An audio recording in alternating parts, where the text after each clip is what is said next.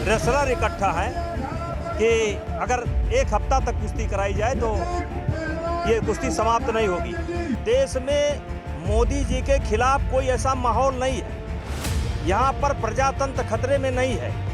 खतरे में है तो केवल परिवारवाद खतरे में है।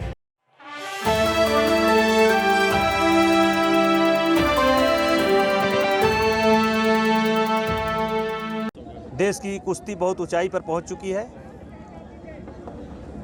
और ये एक दंगल राजेंद्र पहलवान और उनके जो शुभचिंतक हैं या दोस्त हैं, यार हैं, उनके उससे हो रहा है। और यहाँ पर इतने रेसलर इकट्ठा हैं कि अगर एक हफ्ता तक कुश्ती कराई जाए तो ये कुश्ती समाप्त नहीं होगी। और मैं राजेंद्र पहलवान को और गांव के लोगों को अपने तरफ से बधाई देना चाहता हूं। राजनीतिक को लेकर गठबंधन अब जो है इंडिया गठबंधन है, इसको लेकर के क्या कहेंगे आने वाला इलेक्शन 2024 का है? देखिए, इसी प्रकार से एक गठबंधन जब इंदिरा जी ने इस देश पर इमरजेंसी लगाई थी 1975 में बना था, 77 में चुनाव हुआ था।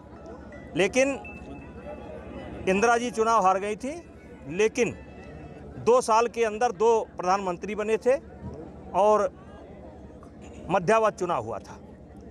यही एक देखने को मिलता है विश्वनाथ प्रताप सिंह 89 में। उस साल भी 2 साल के अंदर 2 चुनाव हुए, अंत में सरकार गई और देश के हालात ऐसे हो गए थे कि देश का सोना गिरवी रखना पड़ा था कामकाज करने के लिए। ये गठबंधन स्वार्थ का गठबंधन है। देश में कोई ऐसी इमरजेंसी नहीं है या देश में मोदी जी के खिलाफ कोई ऐसा माहौल नहीं है। यहाँ पर प्रजातंत्र खतरे में नहीं है। खतरे में है तो केवल परिवारवाद खतरे में है।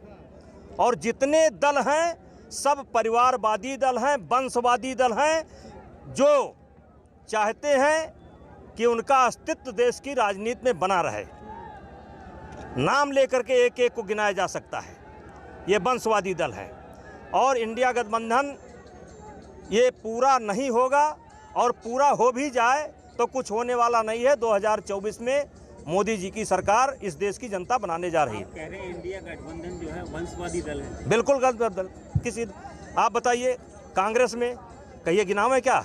इंदिरा गांधी, नेहरू जी, नेहरू के बाद इंदिरा गांधी, इंदिरा गांधी के बाद जो है संजय गांधी, संजय गांधी के बाद राजीव गांधी, राजीव गांधी के बाद राहुल गांधी, राहुल के पहले सोनिया गांधी, अब आई प्रियंका गांधी। बीच में कौन है भैया?